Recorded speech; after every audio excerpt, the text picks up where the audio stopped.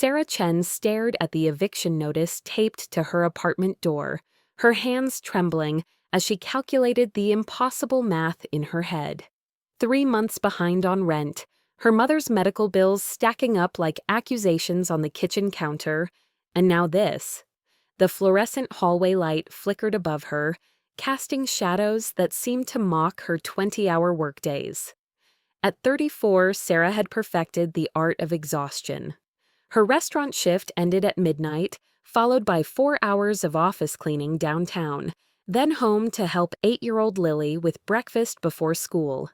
The cycle repeated endlessly, each day blending into the next in a haze of coffee and desperation. Her mother's diabetes medication alone cost $400 monthly. Sarah had applied for assistance programs, negotiated payment plans, even sold her wedding ring from her brief marriage years ago. Nothing was ever enough. The irony wasn't lost on her that across town, her siblings lived in houses worth more than she'd earn in a lifetime.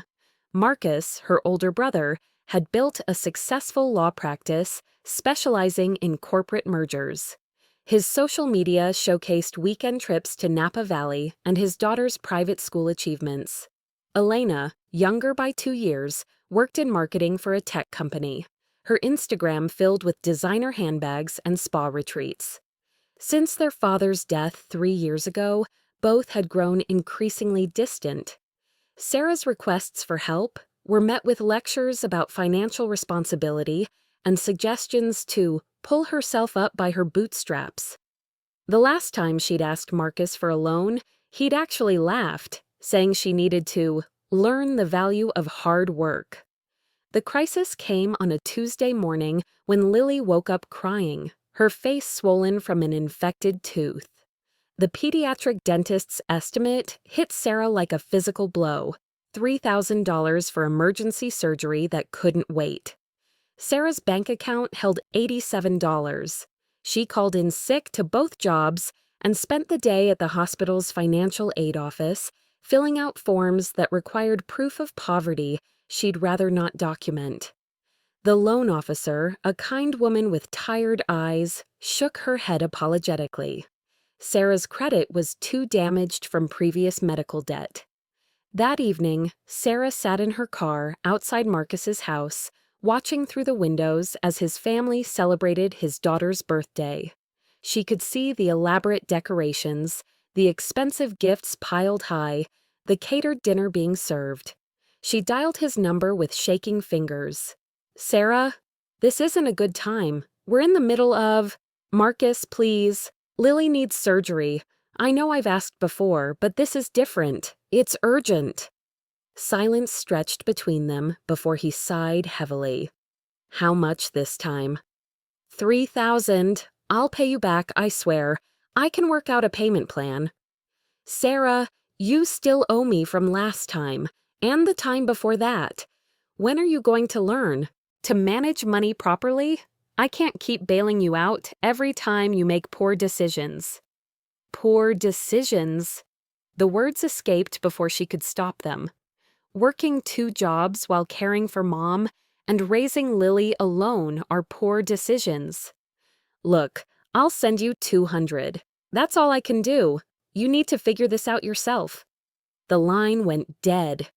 Sarah stared at her phone, watching her brother's silhouette move past the window, returning to his perfect life. $200. His daughter's birthday party probably cost more than Sarah earned in a month. Her phone buzzed with a text from Elena. "Heard you called Marcus. You really need to stop being so dependent on everyone else. Figure it out yourself. It's called being an adult." Sarah turned off her phone and drove home through the rain, each droplet on her windshield reflecting the harsh streetlights like tears she refused to shed. Tomorrow she would somehow find the money for Lily's surgery. Tonight she would buy her weekly lottery ticket with their father's birthday numbers, the same ritual she'd maintained for years. Some habits die hard, even when hope should. 3 days later, Sarah stood in the convenience store where she'd bought lottery tickets for the past 5 years, staring at the numbers on her phone screen. Then, at her ticket, then back at her phone. 47, 23, 15, 08, 31, 12. Her father's birthday, April 23, 1952. The numbers she'd played religiously since his funeral, a weekly tribute that cost her $5 she could barely afford. $47 million. Sarah's knees buckled. The store clerk asked if she was okay, but his voice sounded like it was coming from underwater. She managed to nod, clutching the ticket like a lifeline, and stumbled to her car. The initial euphoria lasted exactly 3 minutes before reality crashed down with devastating clarity. Her family had shown their true faces when she'd needed them most, not when she was asking for luxuries or vacations, but when her child required medical care, when their own niece was in pain.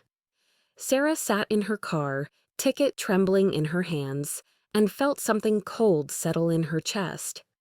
All those years of feeling inadequate, of apologizing for her circumstances, of being made to feel like a burden, the condescending advice, the lectures about financial responsibility from people who'd never wondered if they could afford groceries. She pulled out her phone and scrolled through Marcus's Instagram.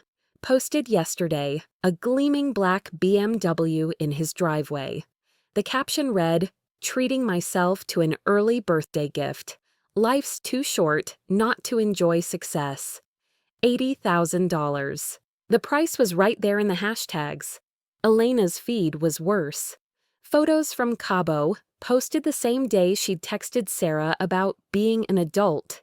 $15,000 for a long weekend, based on the resort tags and first-class flight photos. They'd had money. They'd always had money. They'd chosen not to help. Sarah thought about Lily's swollen face, her daughter's tears of pain, while Marcus was buying luxury cars and Elena was sipping cocktails on the beach. She thought about her mother rationing insulin, about her own hands cracking from cleaning chemicals, about the eviction notice still sitting on her kitchen table. For 3 years, she'd believed their excuses. She'd internalized their judgment, convinced herself she was the problem. The struggling sister who couldn't get her act together, the family burden. But now she saw the truth with crystal clarity. They weren't broke. They weren't even financially cautious. They simply didn't care enough to help. The lottery ticket felt warm in her palm, like her father's hand. She could almost hear his voice, the same tone he'd used when teaching her chess. "Sometimes, little bird, you have to be patient. Study the board. Understand your opponent before you make your move." Sarah wiped her tears and started her car. She had 47 million reasons to be patient now, and she had a test to design. Sarah claimed her lottery winnings on a Tuesday morning, choosing the lump sum payment and meeting with financial advisors who treated her with a deference she'd never experienced. She signed papers establishing trusts and investments, all while maintaining her cover story with surgical precision. To the outside world, nothing changed. She continued working both jobs, drove her dented Honda, lived in the same cramped apartment. Only her accountant and lawyer knew the truth, bound by professional confidentiality. The plan crystallized over weeks of careful observation and research. Sarah spent her lunch breaks at the public library, studying her siblings' social media patterns, their spending habits, their weaknesses. Marcus posted about his law firm's success constantly, always mentioning money. Elena's feeds revealed an obsession with luxury brands and status symbols. They were both driven by greed disguised as ambition. Sarah's father had been a methodical man, keeping meticulous records. She still had boxes of his paperwork in her closet, including bank statements and investment documents from decades past. Using these as templates, she crafted her deception with professional help from a graphic designer who thought she was creating props for an indie film. The fictional inheritance was brilliant in its simplicity. Their father had supposedly invested in a small tech startup in the 1990s that had recently been acquired. The shares, forgotten in an old account, were now worth $400,000. Sarah created fake legal documents showing the inheritance required all three siblings to claim it together. The fictional law firm, Hartwell and Associates, had letterhead, a website, and even a phone number that redirected to Sarah's burner phone. She practiced her performance in the mirror, perfecting the right mix of excitement and uncertainty. The struggling sister who'd stumbled upon unexpected good fortune but needed her family's help to claim it. Marcus was her first target. She called him on a Thursday evening, catching him just as he was leaving the office. Her voice trembled with carefully rehearsed nervousness. "Marcus, I need to tell you something incredible. A law firm contacted me about Dad's estate. Apparently, there's money we never knew about." The change in his tone was immediate. Gone was the dismissive big brother who'd hung up on her pleas for help. Suddenly, Marcus was attentive, asking detailed questions, offering to review any documents. "How much are we talking about?" His voice carried a hunger that made Sarah's stomach turn. $400,000, but there's a complication. The lawyer says all three of us have to agree to split it equally, or none of us can claim it. Something about Dad's original investment terms. Marcus was quiet for a moment, calculating. "So we'd each get about $133,000. If Elena agrees too." "Oh, she'll agree. Trust me. When do we need to respond?" The eagerness in his voice was nauseating. This was more enthusiasm than he'd shown about anything involving his family in years. Elena's reaction was even more revealing. Sarah called her the next day, repeating the same story. "Wait, back up. Dad had hidden assets? How much?" Elena's voice pitched higher with each question. When Sarah explained the amount and conditions, Elena immediately began planning how to spend her share. She talked about paying off credit card debt, maybe taking a real vacation to Europe instead of those quick weekend trips. "We should meet in person to discuss this," Elena said. "This is huge, Sarah. Finally, some good luck for our family." Our family. The words stung. When Sarah was struggling, she was on her own. When money was involved, they were suddenly family again. Both siblings began calling Sarah regularly, offering advice about handling the lawyers and making sure everything was legitimate. Their concern was touching, if not for the obvious motivation behind it. Marcus offered to review all legal documents personally, waiving his usual fees, since it's family. Elena suggested they celebrate together once everything was finalized, just like Dad would have wanted. Sarah documented every conversation, every sudden display of familial love, every transparent attempt at manipulation. She watched them rewrite history in real time, transforming from the siblings who'd abandoned her into the caring family members who'd always been there. The most sickening part was how easily the lies came to them. They spoke of their father with newfound reverence, claiming they'd always planned to be closer as siblings, but just got caught up in their busy lives. Meanwhile, Sarah's eviction notice remained on her refrigerator, a daily reminder of their true character. She'd managed to get an extension by borrowing money from a coworker, maintaining her cover story while her siblings planned their windfall. The trap was set. Now she just had to be patient enough to let them walk into it. The transformation was immediate and nauseating. Marcus called the next morning, his voice warm with manufactured affection. "Sarah, I've been thinking, you shouldn't be struggling so much while we're working through this inheritance situation. Why don't you and Lily come over for dinner Sunday? The kids miss their aunt." Sarah almost laughed.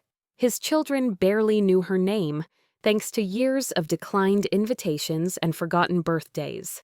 But she played her part perfectly, expressing grateful surprise at his sudden interest in her well-being. Elena's approach was more direct. She appeared at Sarah's apartment Saturday afternoon, arms full of expensive shopping bags from Nordstrom. "I got Lily some things," Elena announced, pulling out designer clothes that cost more than Sarah's monthly grocery budget. "And this is for you." She handed Sarah a gift card to a high-end spa. "You've been under so much stress." Lily's confusion was heartbreaking. "Mommy, why is Aunt Elena being so nice? She never visits us." Sarah deflected with practiced ease, but privately documented every gift, every sudden gesture of generosity that had been absent when they'd actually needed help. The manipulation deepened when Sarah introduced new complications to her fictional inheritance story. She called Marcus, voice trembling with worry. "The lawyer needs character references about Dad and our family unity. He wants written statements from each of us describing how we've supported each other through hardships." The silence stretched long enough for Sarah to wonder if Marcus had seen through her deception. Then he cleared his throat. "That's interesting. What kind of statements exactly?" "Examples of how we've helped each other financially and emotionally. Proof that we're a close family who deserves this inheritance together." Within hours, Marcus had emailed a 3-page document that was pure fiction. He described himself as Sarah's steady support system, detailing loans he'd supposedly provided during her difficult times. He claimed to have helped with their mother's medical expenses and even fabricated a story about covering Lily's school fees. Every word was a lie, but he'd crafted it with a lawyer's attention to detail, complete with fake dates and amounts. Elena's response was even more elaborate. She created a spreadsheet documenting her ongoing financial assistance to Sarah, including groceries she'd supposedly bought, utilities she'd claimed to help pay, even gas money for Sarah's car. She backdated receipts and bank transfers that had never existed. But the competition between the siblings was the most revealing part. When Marcus mentioned his fictitious generosity, Elena immediately escalated, claiming she'd been the primary supporter of Sarah's family. She began calling Sarah daily, sharing increasingly elaborate stories of her supposed help. "Remember when I paid for Lily's birthday party last year?" Elena said during one call, referring to a party that had consisted of dollar store decorations and a homemade cake because Sarah couldn't afford anything else. "Remember when I covered your rent that time you were short?" Marcus countered during Sunday dinner, a conversation Sarah was secretly recording. The rent he was referring to was still 3 months behind. They were rewriting history so completely that Sarah wondered if they'd begun believing their own lies. The most disturbing moment came when both siblings started asking about Sarah's financial management. Marcus suggested she needed a budget consultant after the inheritance came through. Elena recommended a financial advisor to help her avoid future money problems. They were already planning how to control her share of the fictional windfall. Sarah's mother, still unaware of both the lottery win and the fake inheritance scheme, grew suspicious of her other children's sudden attention. During one family dinner, she pulled Sarah aside. "Something's wrong with those two," her mother whispered. "They haven't called me this much in 3 years combined. Marcus brought me groceries yesterday. Elena's been asking about my medications and doctor bills. What's going on?" Sarah deflected, but her mother's sharp eyes missed nothing.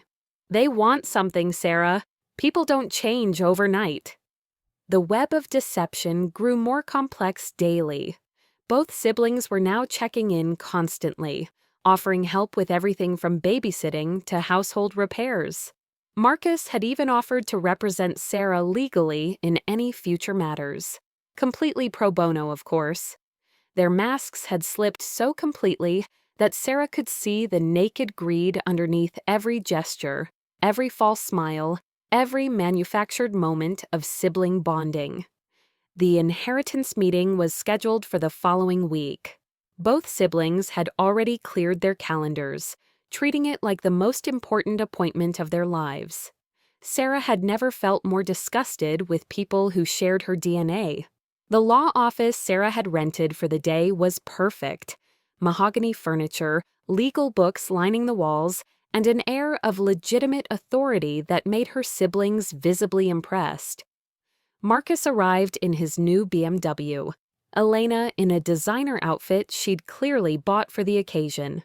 Sarah's actual attorney, David Kim, sat behind the desk playing the role of the fictional inheritance lawyer with professional aplomb.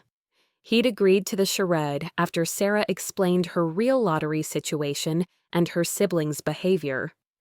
"Thank you all for coming," David began, his tone grave and official. "This is indeed an unusual case involving your father's forgotten investment." Both Marcus and Elena leaned forward eagerly, their eyes bright with anticipation. Sarah sat quietly, her hands folded, playing the nervous sister one final time. David spread the fake documents across his desk. "Before we proceed, I need to review the character statements you've submitted regarding your family's mutual support." Marcus practically beamed as David read aloud from his fabricated narrative. "I have consistently provided financial assistance to my sister Sarah, including covering medical expenses for our mother and educational costs for my niece." Elena nodded approvingly, clearly pleased with her brother's fictional generosity, unaware that her own lies were next. David continued with Elena's statement. "As the most supportive sibling, I have maintained ongoing financial assistance, including rent payments, grocery support, and emergency funds totaling over $15,000 in the past year." Sarah's mother, whom Sarah had invited as a witness, sat perfectly still, her face a mask of controlled disgust. "Excellent," David continued. "These statements confirm your family's unity and mutual support. Now, if you'll each sign these final documents, we can proceed with the inheritance distribution." Marcus grabbed his pen so quickly, he nearly knocked over his coffee. Elena signed with flourish, already calculating how she'd spend her share. Both were grinning like children on Christmas morning. Sarah took the pen last, her hand steady. Then she set it down without signing. "Actually," Sarah said quietly, "there's something I need to tell you both." The room went silent. Marcus and Elena exchanged confused glances. Sarah reached into her purse and pulled out a lottery ticket, placing it gently on the desk. "There is no inheritance." "What?" Elena's voice was sharp with confusion. "There is, however, $47 million in lottery winnings." Sarah's voice remained calm, controlled. "I won 3 weeks ago." The color drained from Marcus's face. Elena stared at the ticket as if it might bite her. "This was a test," Sarah continued. "I wanted to see how you'd treat me if you thought there was money involved. I wanted to see if you'd suddenly become the caring siblings you've never been." David opened a file and began reading aloud from their written statements, their own words condemning them, claims of financial support that never existed, declarations of love and care that were pure fiction. "You lied," Sarah's mother said, her voice cutting through the silence like a blade. "Everything you wrote here is a lie. Sarah has been struggling for years, and neither of you lifted a finger to help." Marcus found his voice first, sputtering with rage. "This is manipulation. You tricked us." "Did I?" Sarah's voice remained steady. "I created a situation where you thought money was involved, and you immediately showed your true selves. You fabricated an entire history of generosity that never existed." Elena was crying now, mascara running down her cheeks. "Sarah, please, this isn't fair. We can work this out. We're family." "Family," Sarah repeated the word like it tasted bitter.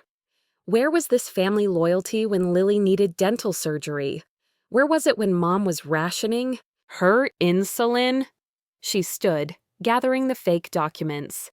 "You want to know what's really unfair?" a child in pain while her uncle buys luxury cars, a grandmother skipping medication while her daughter vacations in Cabo. Marcus slammed his hand on the desk. "You can't do this. There has to be some legal recourse. David, surely this constitutes fraud?" David Kim smiled coldly. "Actually, my client has committed no crime. She told you about a potential inheritance and asked for character references. Everything else, your lies, your fabricated support, your sudden displays of affection, that was entirely your choice." Sarah moved toward the door, her mother beside her. "The money will go towards securing my daughter's future and helping people who actually need it. Neither of you will see a penny." "Sarah, wait!" Elena's voice was desperate. "We can change. We can be better." Sarah paused at the door. "You had years to be better. You chose not to be." The last thing she heard as the door closed was Marcus shouting threats about lawsuits that would never come. 1 year later, Sarah stood in the kitchen of her new home, watching Lily practice piano through the large windows overlooking their garden. The house was beautiful, but not ostentatious. 4 bedrooms in a safe neighborhood with good schools, the kind of stability Sarah had dreamed of providing. The money had been managed carefully. After taxes and investments, Sarah had established a foundation called Second Chances that provided emergency financial assistance to single mothers facing medical crises. The irony wasn't lost on her that she was now helping women in situations identical to her own just a year ago. Her mother lived in the guest house out back, her diabetes finally properly managed with the best medical care available. She'd initially worried about accepting Sarah's help, but Sarah had reminded her that this was what family actually did for each other. "Any regrets?" her mother asked, joining Sarah at the window. "About cutting them off? None." Sarah's voice was firm. "Sometimes I wonder if I was too harsh, but then I remember Lily crying with that infected tooth while Marcus bought his BMW. The aftermath hadn't been pretty. Marcus had indeed consulted lawyers, but David Kim had been thorough in ensuring Sarah's actions were completely legal.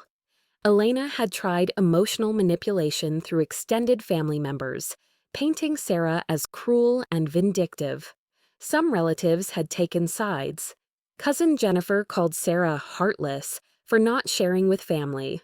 Uncle Pete, who'd witnessed years of Marcus and Elena's neglect, supported Sarah's decision completely. "Money doesn't change people," he'd told her. "It just reveals who they were all along." Sarah had returned to school, pursuing the social work degree she'd abandoned years ago. The flexibility of not worrying about money allowed her to be present for Lily in ways she'd never imagined possible. No more double shifts, no more exhausted mornings, no more choosing between groceries and utilities. Lily flourished in her new environment. Her grades improved dramatically, and she'd made friends with children whose parents didn't judge Sarah's past struggles. The expensive gifts from Elena sat forgotten in a closet, replaced by genuine experiences and quality time. Through mutual acquaintances, Sarah occasionally heard updates about her siblings. Marcus was facing financial difficulties after making poor investment decisions, apparently believing his legal success meant he was equally talented with money. Elena's marriage was struggling, partly due to her spending habits and partly due to her husband's disgust when he learned about her treatment of Sarah. Sarah felt no satisfaction in their struggles. Their misfortunes brought her no joy, just as their past successes had brought her no happiness. She'd simply learned that their problems were no longer her concern. The foundation work became her passion. She personally reviewed every application, remembering the desperation in each request. The woman whose son needed emergency surgery. The mother choosing between rent and her daughter's asthma medication. The single father facing eviction while caring for his disabled child. Each grant approved felt like vindication of her father's values. the man who taught her that family meant sacrifice and unconditional love. Miss Sarah helped my mommy when I was sick. Read one thank you card from a 7-year-old whose mother had received emergency medical assistance. The drawing showed stick figures holding hands under a rainbow. That card was worth more than any relationship with Marcus or Elena could ever be.